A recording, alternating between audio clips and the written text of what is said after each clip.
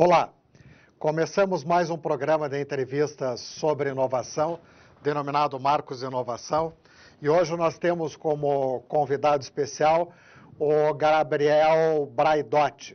Ele é especializado em vendas. Gabriel, qual é a filosofia de vendas do Vendas e Nada Mais, ou VNM? Me receber aqui nesse programa. E é muito simples, tá? A filosofia do Vendas Nada Mais é que nós temos uma metodologia, tem um método para a gente fazer vendas. E esse método está extremamente focado em relacionamento. A questão é a seguinte: a maioria das pessoas não sabe como transformar relacionamentos comerciais em negócios de fato, quando é hora de virar a chave, quando é hora de pedir pelo fechamento, quando é hora de realmente botar um pouco mais de pressão no negócio. E é isso que a gente ficou especializado. A gente ficou especializado em como fazer negócio, como fazer relacionamentos com empresas ou pessoas e depois transformá-los em vendas. Então, essa é a grande filosofia do Vendas Nada Mais. E de onde surgiu essa filosofia? Surgiu, cara, na verdade, desde que eu era adolescente eu quis ficar rico muito rápido, né? E uma coisa foi levando a outra e eu acabei caindo em vendas. Mas a minha frustração foi que vendas não era tão fácil quanto eu esperava. Depois talvez a gente possa conversar a respeito disso. E eu tive que aprender por muito tempo. E depois de uns 8 anos na carreira de vendas, foi que eu finalmente caiu a ficha e eu percebi que, cara, o que a gente precisa não são necessariamente um monte de técnicas de venda. Claro, as técnicas ajudam e aceleram o processo, mas o que ganha o cliente no fim do dia é o jeito que a gente faz relacionamento, o quanto que a gente faz de relacionamento com o cliente e o jeito certo de fazer relacionamento com ele. Então veio daí, veio dessa frustração de não conseguir alcançar os objetivos que eu tinha na minha carreira. Agora me conte, por que o VNM existe? Ele existe justamente por isso, Marcos. Quando eu comecei, eu fiquei muito frustrado de não saber o que fazer. Não ter um método, não ter uma técnica, não ter alguém que me mostrasse o caminho das pedras de uma fórmula exata que realmente funcionasse, e não funcionasse só em uma indústria, mas funcionasse em diversas indústrias. Então, veio dessa grande frustração de não ter tido isso quando eu comecei. Então, para não ver outras pessoas se frustrarem, depois que eu cheguei no determinado resultado, eu resolvi começar a ensinar esse método para as pessoas que, como eu, estavam começando ou já estavam patinando há muito tempo dentro da área comercial das suas empresas. Uhum. E o que motivou a criação do VNM? Olha, foram alguns fatores, mas acho que uma das coisas que eu posso me lembrar foi justamente de pessoas tendo as mesmas perguntas que eu tinha lá no começo da minha carreira. Sabe, quando é hora de abordar o cliente? Como que eu abordo o cliente? E se eu vendo para empresas, como que eu abordo essas pessoas? Se eu vendo para pessoas físicas, como que eu abordo? Né? O que eu falo se o meu cliente tem uma objeção? Se o meu cliente fala que está caro? Se o meu cliente disse que o meu produto não é bom? Se o meu cliente teve uma experiência ruim? O que eu faço com essas diversas situações, diversas dinâmicas comerciais? E aí que tá, a maioria das pessoas não sabe o que fazer, e elas se perdem, se frustram, o vendedor ganha pouco, a empresa que contrata o vendedor fatura menos, não consegue motivar o vendedor, não consegue manter ele na empresa, não consegue fazer com que ele alcance as metas e os resultados deles. E eu aprendi que quando você tem um método, quando você sabe o que você está fazendo, tudo isso fica um pouquinho mais fácil. Ganha o vendedor, ganha o cliente, ganha a empresa que contrata o vendedor. Todo mundo ganha. Hoje, por coincidência, eu estava falando com um rapaz, amigo meu, que tem uma plataforma de vendas online. E ele estava justamente falando isso, que há muita devolução de produtos. Né? E ele estava preocupado com isso, porque às vezes se escreve ali que a régua é transparente, mas o cara recebe a régua e diz, não, mas eu não queria uma régua transparente. E aí ele quer retornar o produto. Isso acontece, e acho que com um pouquinho de relacionamento pós-venda dá para resolver certas situações como essa. Me diga, o que o VNM oferece para o mercado? Legal, o que a gente oferece? Tá? A gente oferece treinamentos, basicamente treinamentos na área de vendas. Mas eu tenho diversos tipos de treinamento, né? Então, às vezes eu treino em equipes de empresas, tá? Então eu vou na empresa e eu entendo o que aquele gestor precisa, o que aquela empresa precisa fazer com seus vendedores. Então a gente monta um treinamento baseado na metodologia do Vendas Nada Mais e fornece esse treinamento. Ou então, caso um vendedor queira se formar a vendedor, queira melhorar as suas técnicas, estudar mais sobre vendas, nós também temos uma série de produtos online, tanto como cursos gravados quanto cursos presenciais. E um que é a menina dos olhos é o Projeto 20 Mil, que é uma mentoria onde eu me encontro quinzenalmente com os alunos para entender como está indo a empresa, como está indo os negócios, como está indo as vendas e quais são as dúvidas que eles têm, quais são as dúvidas que a gente pode resolver ali com algumas estratégias ou metodologias. E me diga, por que o Prolabore de 20 mil por mês? Bom, aí vem por causa do Projeto 20 Mil. O Prolabore de 20 mil reais por mês foi um marco na minha carreira, né? Como eu falei, eu comecei em vendas porque eu queria ficar muito rico e muito rápido, né? E aí vendas foi me ensinando que não era bem assim. Mas depois de 8 anos na carreira, eu finalmente cheguei neste marco, né? Eu consegui faturar o suficiente na minha empresa como representante comercial, o suficiente para pagar os impostos, pagar as despesas da minha empresa e sobrar um salário de 20 mil reais no meu bolso. E aí, a partir desse momento, eu falei assim, legal, agora como que eu mantenho isso, né? Como que eu consigo manter esse Prolabore, esse padrão de vida, né? Esse padrão de renda? E felizmente, durante os 2 anos que se seguiram, eu consegui manter. Logo no início da pandemia foi quando eu lancei o Projeto 20 Mil, e aí eu comecei a ensinar as pessoas o meu método e o que elas deveriam fazer para chegar no mesmo Prolabore que hoje eu posso desfrutar. E como é que foi a sua experiência com a crise de 2013 e 2014?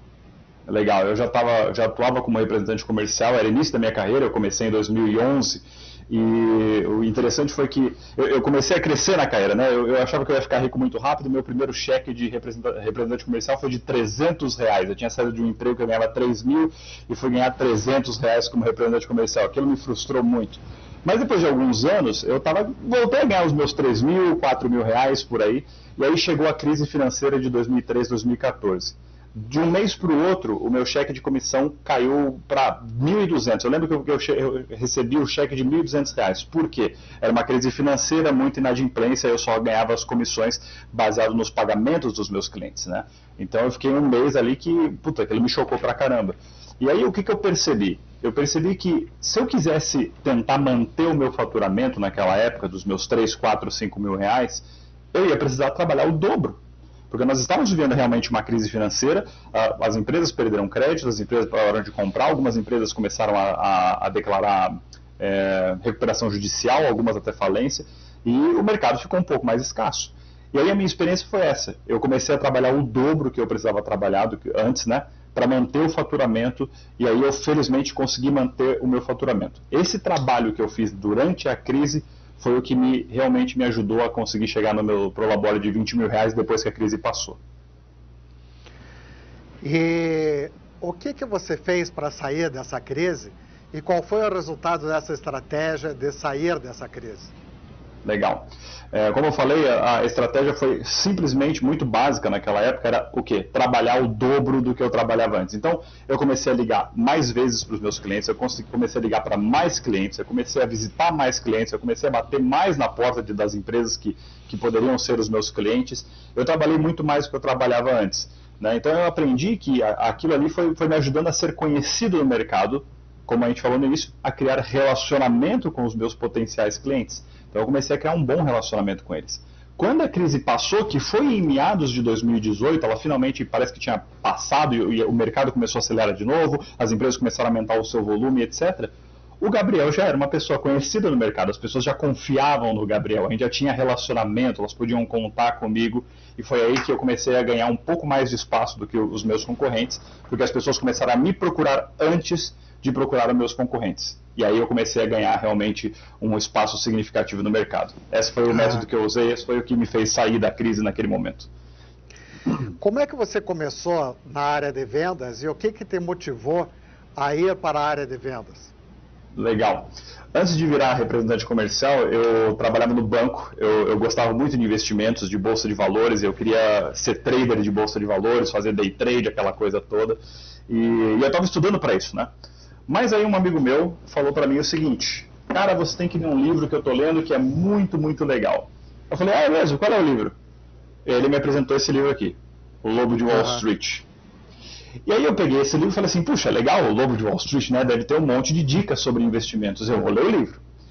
E na capa do livro dizia assim, como que eu ganhava $1 milhão por semana aos meus 25 anos de idade. Isso estava escrito na capa do livro. Eu falei, caraca, eu preciso ler esse livro logo, né? E quando eu li o livro, eu percebi que tudo era vendas, vendas, vendas, vendas. Ele ganhava muito dinheiro com bolsa de valores, mas não operando bolsa de valores, só fazendo investimentos, mas vendendo ações para as outras pessoas. E óbvio, a história do cara é muito maluca, é muito, né?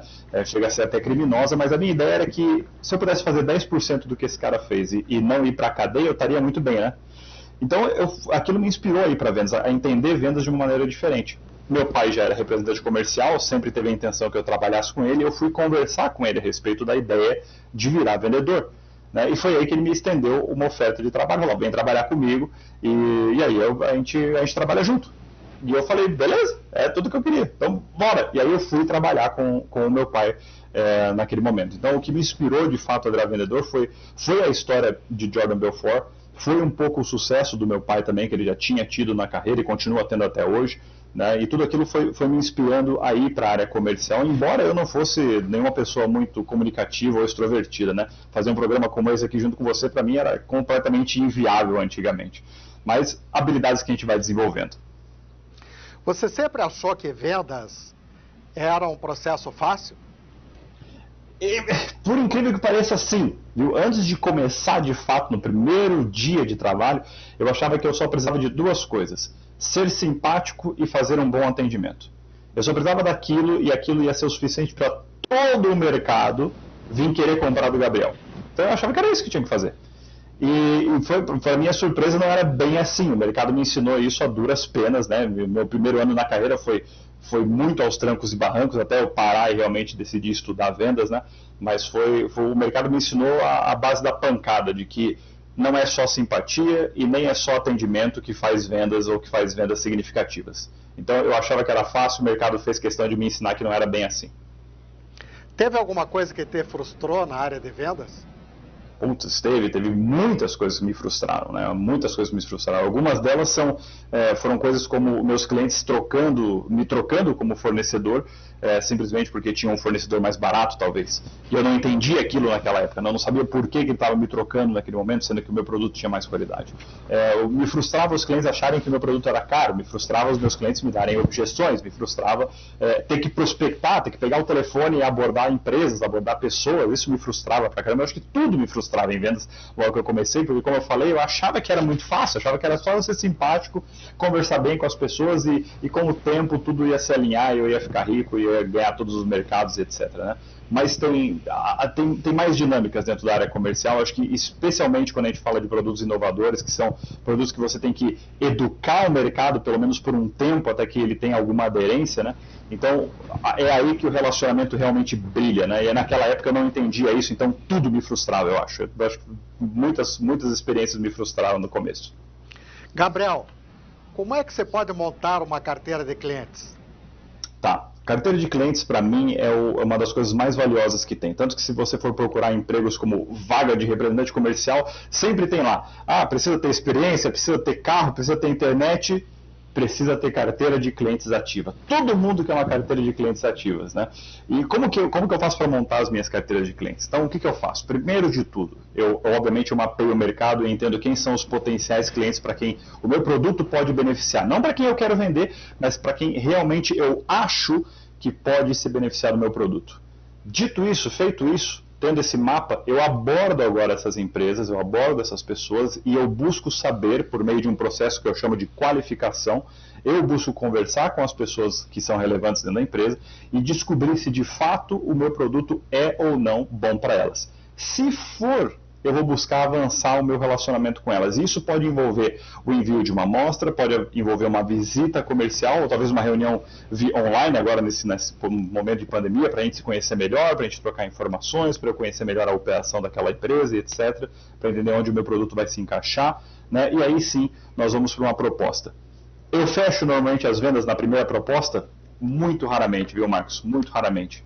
E é aí que o relacionamento entra. Então, se eu não fecho agora, não tem problema. Ninguém vai sair ofendido, ninguém vai sair magoado. O que a gente faz? A gente avança o relacionamento, continua a conversa. E às vezes demora meses, às vezes demora anos. Eu tenho clientes que demoraram para converter 2 anos, mas hoje são alguns dos meus melhores clientes. E depois que e aí tem uma coisa interessante que eu sempre falo, que nenhum vendedor fala para o outro que perdeu um prospect. Putz, eu perdi um prospect. Putz, eu perdi um lead. Todos eles falam o quê? Né? Não fala. Ele fala o quê? Perdi um cliente esse mês. Putz, grila. Isso é muito frustrante. Então, você só perde clientes, de fato. Então, quando eu ganho os meus clientes, eu busco não perdê-los. Como que eu faço isso? O meu relacionamento, o meu atendimento ativo a esses clientes garante com que a gente mantenha ele fidelizado na nossa carteira de clientes. Então, esse é um dos trabalhos que eu mais faço, é um dos mais prazerosos na área comercial, inclusive. Então, essa é a tua estratégia, é você ver o que vai servir para determinado cliente, é isso? Exatamente. Eu não vou empurrar nada para ninguém, eu não vou entrar na empresa achando que o meu produto é o melhor produto do planeta. Né? Obviamente que eu acho, mas eu não vou ficar falando isso à toa, porque não é isso que vende no fim do dia. Né? Meu cliente, às vezes ele já está atendido por um outro fornecedor. Por que eu vou entrar lá e falar que a opção dele é ruim? Está vendo que eu vou causar um estresse no relacionamento? Então, não, eu sou mais uma opção, eu estou aqui para te ajudar, etc. E com o relacionamento, ele vai entender que meu produto é melhor, mas aí tem hora para isso, tem momento para isso, tem estratégia para isso, né? Gabriel, o que significa vender mais? Ótimo. Eu falo que a gente tem 3 pilares e um deles é vender mais. Tá? Eu acho que o principal das coisas é o seguinte: a maioria das pessoas quer vender mais. A questão é que nem todo mundo pensa em o que eu tenho que fazer para vender mais. E o que você tem que fazer para vender mais é abrir mais oportunidades. E como que a gente abre oportunidades? Uma das coisas que a maioria dos vendedores não gosta, que é prospecção. Eu preciso sair prospectando. Eu preciso bater na porta das empresas, eu preciso ser conhecido pelo mercado, eu preciso ser visto pelo mercado, não só via marketing, você quer resultados mais rápidos, tem que ser de forma ativa. Então, vender mais já me remete imediatamente ao quê? Fazer mais prospecção, ser mais conhecido, sair da obscuridade e ser conhecido pelo meu mercado. Então, isso para mim é vender mais, Marcos. E como é que você se prepara para prospectar? Muito bom. Então, a prospecção, obviamente, é uma das profissões, dos momentos da venda, na verdade, em que mais exige energia emocional. Então, como que eu me preparo para garantir que a minha energia emocional esteja em alta, né? Ou seja, se eu receber um não, se eu ligar para alguém e essa pessoa for grossa comigo, eu não vou me sentir mal, eu não vou me sentir chateado, eu não vou querer desistir. Então, a primeira coisa que eu faço é marcar um horário na minha agenda onde eu vou fazer só prospecção. Então, esse é o primeiro ponto. Eu tenho que ter uma hora específica onde eu vou fazer prospecção, eu vou focar só naquilo. Então, é onde eu não tenho distrações, eu não vou ver e-mail, eu não vou ver mensagem de WhatsApp, eu não vou atender outras ligações de outras pessoas que eu não conheço, não. Eu estou ocupado ligando, ou estou ocupado falando com pessoas, eu estou ocupado na rua batendo em portas. Tá? Então, é o meu momento de prospecção. Junto com isso, obviamente eu seleciono quem que eu vou prospectar. Então não adianta hoje em dia pegar uma lista telefônica ou pegar alguma coisa e sair ligando aleatoriamente. Claro, se você não tem opção, faça isso, né? Melhor do que não fazer. Mas antes disso eu já seleciono quais são as empresas com quem eu quero falar, quais são as pessoas com quem eu quero falar. E obviamente com isso eu já tenho um script também de prospecção, que é muito padrão, é uma coisa que eu já criei há muito tempo, já uso há muito tempo, mas é um grande padrão. Então eu tenho um script sempre junto comigo.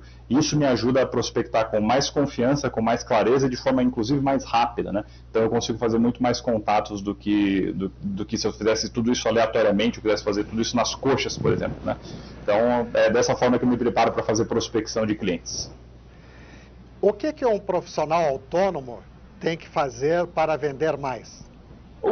Putz, grila, ele precisa fazer tudo isso que a gente falou agora há pouco, ele precisa prospectar muito mais, ele precisa ser conhecido pelo mercado com certeza, de diversas formas, obviamente, mas a prospecção em especial é isso. Eu acho que especialmente para os autônomos, né, que são aquelas pessoas que, muito que nem eu, né, ou seja, eu sou a empresa, eu cuido do administrativo, eu cuido do financeiro, eu cuido das vendas, etc., né, mas o que a gente tem que fazer? Tem que prospectar mais. Se as pessoas não nos conhecerem, se as pessoas não começarem a nos considerar como fornecedores, as suas chances de vender são muito ínfimas. Muito ínfimas. Então, primeiro de tudo, eu preciso ser considerado como fornecedor para alguém comprar de mim. Se ela não me conhece, ela nunca vai me considerar. Ela vai procurar no Google, ela vai procurar no Instagram, ela vai procurar num colega, num amigo dela, ou quem que pode alguma indicação. Se eu não for conhecido, eu não vou cair em nenhuma dessas, não vou conseguir nenhuma chance. Gabriel, o que fazer com as oportunidades que chegam até você? Boa, essa também é uma pergunta legal. Eu acho que muitas das pessoas se confundem um pouco achando que as oportunidades que chegam até a gente, as pessoas que nos ligam, que nos buscam, né, elas já estão um pouco mais preparadas para comprar, porque elas afinal de contas, elas nos ligaram, né, elas estão interessadas. E nem sempre isso é verdade. Aí o erro que acontece é que a maioria dos vendedores pega essas pessoas e ela já tenta fechar. Ah, bacana, nosso produto funciona assim, assim, assado, e não sei o que, custa tanto. E aí, tá pronto para comprar? Podemos fechar? Entendeu? E isso estraga relacionamento. Ninguém quer ser vendido. Eu não gosto de ser vendido, eu gosto de comprar coisas, né? Então, o que eu faço quando alguém me liga, quando alguém me busca? Eu gasto muito mais tempo no processo de qualificação, que eu citei anteriormente, fazendo perguntas para essa pessoa. Onde você nos encontrou? Há quanto tempo você está procurando um produto como esse ou um serviço como esse? O que você já viu no mercado? Do que você mais gostou? Qual é o resultado que você está buscando? Para eu entender se eu posso te atender melhor, qual é o preço que você paga hoje normalmente? Para eu saber se o meu preço está dentro, está fora do que você, na sua expectativa. Enfim, eu faço muitas perguntas, ganho a confiança dessa pessoa, ganho informações relevantes e aí depois disso sim eu falo assim, bacana. Então, baseado no que você me falou, realmente nosso produto pode te atender. E como você me falou que você tem pressa de adquirir, que tal a gente seguir em frente? Se esse for o caso, se ela falar que não tem pressa, fala assim, eu entendo que você não tem pressa, então vamos fazer o seguinte, eu vou te mandar uma proposta, você dá uma avaliada, eu te ligo daqui 2 dias para a gente conversar a respeito. Pode ser? Então tem estratégia para tudo, Marcos. Essa é uma das que eu uso. Se alguém me liga, cara, eu gasto muito tempo conhecendo essa pessoa a fundo para garantir que eu não estou perdendo meu tempo e nem gastando o tempo dela à toa. Agora vamos falar sobre vender mais rápido. O que significa vender mais rápido? Vender mais rápido, Marcos, significa usar as estratégias, métodos e técnicas corretas na hora certa e no momento certo, na quantidade certa. Tá? Eu digo que vendas, para mim, é que nem uma receita de bolo. Não tão engessada como uma receita de bolo, porque você tem flexibilidade, mas assim como uma receita, a venda, a conversão do prospect em cliente, ela exige alguns ingredientes, tá? Que são ingredientes certos, na ordem certa e na quantidade certa. Se você pegar um bolo e não colocar o fermento, ele não vai crescer, vai virar uma pedra. Se você colocar fermento demais, ele vai transbordar e vai vazar lá no seu forno. Então, assim como uma receita de bolo, tem ordem para as coisas, tem quantidade certa. Vender mais rápido é usar as técnicas certas, nos momentos certos, nas quantidades certas, para acelerar o processo de conversão. Tá? Então eu acelero. Significa que eu consigo converter todo mundo em 24 horas? Não, não consigo. De novo, tem clientes que demoram 2 anos, mas se eu não tivesse as técnicas, talvez eles demorassem 10. Então é isso que eu quero dizer quando eu falo para as pessoas que eu sei como ensinar ou que as pessoas têm que vender mais rápido. Isso é vender mais rápido. Aham. O que é mais fácil? Vender um produto que já está aceito no mercado ou vender um produto inovador? Essa é uma boa pergunta, tá? Tem 2 coisas aí, Marcos, eu acho que obviamente é um pouco mais fácil vender um produto que já está consolidado no mercado. Por quê? Justamente porque as pessoas já conhecem, tá? Elas já conhecem, algumas pessoas já confiam. Um produto inovador, talvez ele seja algo que as pessoas ainda têm algum receio ou não conhecem tão bem, tá? Eu não acho que um é mais fácil ou mais difícil que o outro, até tiro o que eu disse no início, né? Mas eu acho que o processo é diferente. Vender um produto que já é conhecido no mercado, eu faço de um jeito. Vender um produto que é inovador, eu faço de outro jeito. Não que sejam mais fáceis, mas processos diferentes. E aí que está o erro. Às vezes as pessoas não entendem isso e querem vender tudo da mesma forma. Não. Tem formas diferentes, estratégias diferentes para a gente andar para vender produtos inovadores que não são conhecidos no mercado, mas que são bons e têm um grande potencial, e produtos que já são referência no mercado, por exemplo. Estratégias diferentes, Marcos. Acho que é isso que é o principal. Nós estamos criando um sistema para comercializar produtos e serviços para um público com mais de 60 anos de idade. Eu acho que nós vamos usar a tua consultoria. Oh, legal, vai ser um prazer te ajudar. Eu agradeço ao Gabriel Braidotti e deixo agora a palavra para as suas considerações finais. Perfeito. Marcos, muito obrigado de novo pelo convite, foi um prazer participar. Eu acho que, como considerações finais, eu acho que é isso que eu gostaria de dizer. Às vezes, inovar é fazer o que as pessoas não fazem. E o que eu percebo muito hoje no mercado comercial, em diferentes empresas, etc., eu vejo isso na atuação comercial das pessoas, elas esqueceram do básico, que é, no fim do dia, eu estou conversando com outro ser humano do outro lado da mesa, e para eu vender, converter essa pessoa à minha ideia, trazer ela para o meu lado, eu preciso fazer relacionamento. Não significa que eu preciso ser amigo dela, mas eu preciso saber construir um relacionamento interpessoal adequado, estratégico, para que quando chegar a hora, eu possa buscar converter ela em venda. Então, às vezes, pelo menos na área comercial, inovar, às vezes, é voltar um pouco para o básico, fazer o que tem que fazer, fazer na quantidade certa e avançar para frente. Então, essas seriam as minhas considerações finais, Marcos. Gabriel Braidotti, muito obrigado pela excelente entrevista. Um abraço. Muito obrigado a você.